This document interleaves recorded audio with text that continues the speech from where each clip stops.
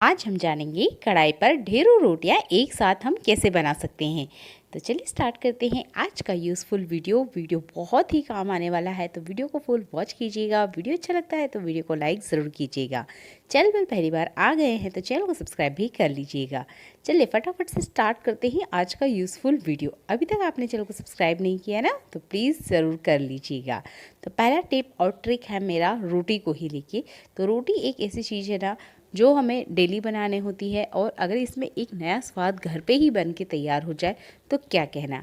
तो हम मार्केट में जाते हैं, होटल्स में जाते हैं और वहाँ पे ना तवा रोटी ऑर्डर करते हैं, कढ़ाई रोटी ऑर्डर करते हैं। तो क्यों ना आज इसे हम घर पे ही बनाएं, और वो भी बिल्कुल मार्केट जैसी। तो उसके लिए हमें चाहिए कढ़ाई, और कढ़ाई को हमने कुछ इस तरीके से उल्टा करके रख देना है। उल्टा करने के बाद इसे बढ़िया से प्री हीट करना है, और यहाँ पर जो हमारी रोटी है उस रोटी को हमने इस तरीके से इस पर रख देना है। आप यहाँ चाहें तो रोटी का साइज़ छोटा छोटा भी कर सकते हैं और रोटी का साइज़ बड़ा भी कर सकता है। मैंने यहाँ पर बिल्कुल जो मीडियम साइज़ की रोटी होती है ना, वही रोटी मैंने कढ़ाई के ऊपर रखी है। आप यहाँ रोटी का साइज़ घटा बढ़ा सकते हैं। और आप जानते होंगे जब कढ़ाई में रोटी बनाते हैं या सब्जी बनाते हैं कुछ भी, तो कढ़ाई जो होती है ना बहुत जल्दी से गर्म हो जाती है। तवा गर्म होने में टाइम लेता है, पर जो कढ़ाई होती है वो बहुत जल्दी से बढ़िया गर्म हो जाती है। आप घर पे ही कढ़ाई रोटी बना के रेडी कर सकते हैं। तो रोटी को हमने टर्न करना है, और उसके बाद में कॉटन का कपड़ा लेना है और हल्का हल्का सा इसे प्रेस करते जाना है। ध्यान रखना है इसका जो अंदर का कच्चापन है वो बढ़िया से ख़त्म हो जाना चाहिए। आप यहाँ कढ़ाई को सीधा भी कर सकते हैं, सीधा करके भी आप कढ़ाई पर रोटी बना सकते हैं, और इस तरीके से उल्टा करके भी। उल्टा करने पर क्या होगा कि आप रोटी का साइज़ बढ़ा सकते हैं, और जो सीधा कढ़ाई में हम रोटी बनाएंगे उसका साइज़ हम नहीं बढ़ा पाएंगे। तो ये छोटे छोटे टिप्स को आप फॉलो कीजिए, और आप बढ़िया से घर पे ही कढ़ाई रोटी बना सकते हैं। और ये बहुत ही स्वादिष्ट रोटी बनके रेडी हुई है, तो प्लीज़ आप इसे ज़रूर ट्राई करके देखिएगा, बहुत ही अच्छा सा स्वाद आता है। अगला यूज़फुल हैक है मेरा मैगी के पैकेट को लेके। तो मैगी एक ऐसी चीज़ है घर में आती ही रहती है, और इसके जो पैकेट्स होते हैं ना, इसको आप ध्यान से देखेंगे तो ये जो मैंने पैकेट लिया है ये फैमिली पैकेट है, और उसके जो बेस देखिए बढ़िया से बहुत अच्छा है। इसमें काफ़ी सारा सामान ना रखा जा सकता है। तो जिस पॉलीथीन को हम कचरा वेस्ट समझ के फेंक रहे हैं, इसका बहुत अच्छे से आप यूज़ ले सकते हैं। तो हमें सीज़र की हेल्प से इसका कट लगाना है। आप चाहते हैं तो इस हैंडल का भी यूज़ कर सकते हैं। हम यहाँ सीज़र की मदद से जिस इसे काट रहे हैं बिल्कुल ऐसे ही आपने इसे कट लगाना है। बीच में से कहीं आड़ा टेढ़ा कट नहीं लगाना है, अन्यथा जो पॉलीथीन है ना इसका हम ठीक से यूज़ नहीं ले पाएंगे। तो जिस तरीके से मैं इसे कट कर रही हूँ बिल्कुल आपने भी इसी तरीके से कट करना है इसको, और ये बहुत आसान तरीके से कट हो जाएगी। अब आप इस पैकेट को ध्यान से देखिएगा, इसमें जो मैगी है वो बहुत अच्छे से ना अरेंज है। तो आप इस तरीके से इस पॉलीथीन का यूज़ ले सकते हैं, और बार बार आप इसका यूज़ कर सकते हैं। कचरे में फेंकने से पहले एक बार मेरे तरीके से इस पॉलीथीन का आप यूज़ करिए। तो हमारे घर में ना कुछ इस तरीके से मसाले के पैकेट्स होते ही हैं, और इन पैकेट्स को रखने के लिए आपके पास स्पेशल कोई ऑर्गेनाइज़र नहीं है, तो आप ये वाला यूज़फुल टिप ट्राई कर सकते हैं। इस मैगी का पैकेट का हम यूज़ करने वाले हैं इस तरीके के जितने भी मसाले हैं उनको रखने के लिए। तो इसका जो बेस है ये मुझे बहुत बढ़िया लगा, और इसका मैंने बहुत टाइम यूज़ भी किया है, और ये काफ़ी अच्छे से बहुत सारे मसालों को स्टोर कर सकता है। तो आपके पास जितने भी मसाले हैं आप उनको एक साथ स्टोर करके रख सकते हैं। कुछ इस तरीके से प्लास्टिक के जो पैकेट होते हैं ना उनमें भी हम मसाले घर में रखते हैं। तो जितने भी मसाले हैं लगभग यहाँ पे 15 से 18 मसाले के आसपास मैंने इसमें अरेंज करके रख दिया है। तो हुआ ना ये बिल्कुल ही कबाड़ से जुगाड़ वाला टिप। जिस पॉलीथीन को हम कचरा समझ कर फेंक रहे हैं, एटमॉस्फेयर ख़राब होता है इन पॉलीथीन से। पॉलीथीन बहुत सालों तक गलती सड़ती नहीं है, और गलती से अगर किसी जानवर के पेट में चले जाए तो उनकी जान भी चली जाती है। तो आप इन्हें फेंकने से पहले एक बार ज़रूर यूज़ करके देखिएगा। अगला यूज़फुल हैक है मेरा टेप के लिए। तो जो टेप होता है ना ये इस तरीके का जो बड़ा साइज़ का, इसका आप यूज़ कर सकते हैं मोबाइल स्टैंड बनाने के लिए। अब आप कहेंगे हम इसका कैसे यूज़ कर सकते हैं। तो हम किचन में ना इंटरटेनमेंट के लिए मोबाइल का यूज़ करते हैं, या यूट्यूब पे कुछ देखकर हम रेसिपी बनाने की कोशिश करते हैं, और मोबाइल को हम बहुत टाइम इस तरीके से हाथ में नहीं पकड़ पाते हैं, तब आप इस स्टैंड का यूज़ कर सकते हैं। जो बेकार पड़ी टैप है ना उसका बहुत अच्छे से आप यूज़ ले सकते हैं। अगला यूज़फुल हैक है मेरा प्याज को लेके। तो मैं प्याज से रिलेटेड 2 हैक आपके साथ शेयर करूँगी। यहाँ पे जो आप प्याज मेरे हाथों में देख रहा है ये कच्चा प्याज है, और उसका जो डंठल है ना वो हल्का सा बड़ा है, जिससे जो प्याज है ना जल्दी से ख़राब नहीं होता है। तो ये बेस्ट प्याज है, इस तरीके का प्याज आप ख़रीदा करें। पर कभी कभी क्या होता है हम कुछ इस तरीके का प्याज भी ले आते हैं। ये नॉर्मल प्याज है, हर जगह मिलता है, बट क्या होता है ना कि गर्मियों के सीज़न में ये प्याज बहुत जल्दी से ख़राब हो जाते हैं। बाहर से अच्छे दिखते हैं पर अंदर की तरफ ना ये पिचक्स हो जाते हैं, इसके अंदर गीलापन होता है। तो आप इसके पीछे वाले हिस्से को हल्के हाथों से इस तरीके से प्रेस करके देखेंगे, यानी दबा के देखेंगे। तो इसका जो अगर ये ख़राब हुआ तो आप इसे नहीं लेना है। तो इस टिप को आप ज़रूर ट्राई आउट कीजिएगा।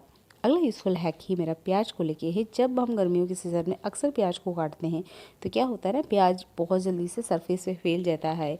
जिस रूम में करते हैं या फिर किचन फ्लोर पे हम प्याज को काटते हैं तो बहुत जल्दी से हवा में उड़ने लग जाता है। तो इसके लिए ना हमने हमेशा एक बाउल में पानी ले लेना है और उसका जितना भी छिलका है इसे पानी में ज़रूर डाल देना है। और इस पानी का हम यूज़ कर सकते हैं उन सारे पेड़ पौधों में, प्लांट्स में जिसमें बहुत जल्दी से फंगस लग जाता है या किसी तरीके का कीड़ा लग जाता है। अक्सर गर्मियों के सीज़न में जो पेड़ पौधे होते हैं, प्लांट्स होते हैं ना, वो पीले होने लग जाते हैं गर्मी की वजह से। तो आप इस पानी का यूज़ कर सकते हैं। और इस प्याज को आप देखिएगा, यहाँ पर मैं आपको ये कच्चा वाला प्याज दिखा रही हूँ। तो आप जब इस तरीके का प्याज लेंगे तो आप देखेंगे इसके अंदर से कुछ दूधिया पानी वाला लिक्विड निकलता है। इस तरीके का अगर प्याज आप लेते हैं तो इसका जो कच्चापन है ना, वो सब्ज़ी का स्वाद बहुत ज़्यादा बढ़ा देता है। तो कोशिश कीजिएगा आप इस तरीके का प्याज ज़रूर लेकर आएँ। इसका स्वाद भी डिफरेंट होता है और ये खाने में भी काफ़ी स्वादिष्ट लगता है।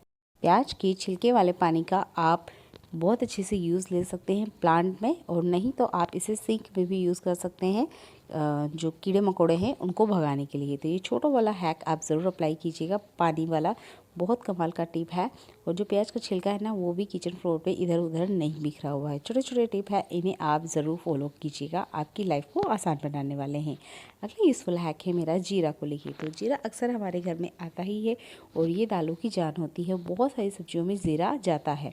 तो जीरा को जब हम मार्केट से लेकर आते हैं तो अक्सर हम इसी तरीके से इसे खोलते हैं और हमारे जो कंटेनर होता है ना, उसमें हम ट्रांसफ़र कर लेते हैं। पर एक छोटा सा ट्रिक मैं आपके साथ शेयर करूँगी, जिसकी वजह से जो हमारे खाने में होने वाली गलतियाँ हैं ना, वो ख़त्म हो जाने वाली है। तो आपने लेनी है आटे वाली छलनी, और जितना भी ज़ीरा है इसको बढ़िया से स्टैन करना है।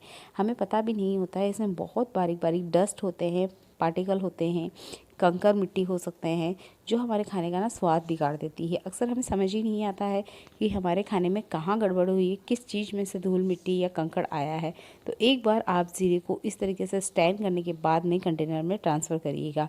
मैं आपको स्टैन करके दिखाने वाली हूँ। आप खुला जीरा लाइए या इस तरीके का पैकेट वाला लेके आइए, दोनों ही कंडीशन में आपको करना है, क्योंकि जीरे की पैकेजिंग जहाँ भी होती है वहाँ पर थोड़ा बहुत तो धूल डस्ट होता ही होगा। अब मैं इसको डिब्बे में ट्रांसफ़र कर रही हूँ और आपको मैं जीरा भी दिखाने वाली हूँ कि इसमें कितना सारा डस्ट निकला हुआ है, क्योंकि ये डायरेक्टली खेतों में से आता है।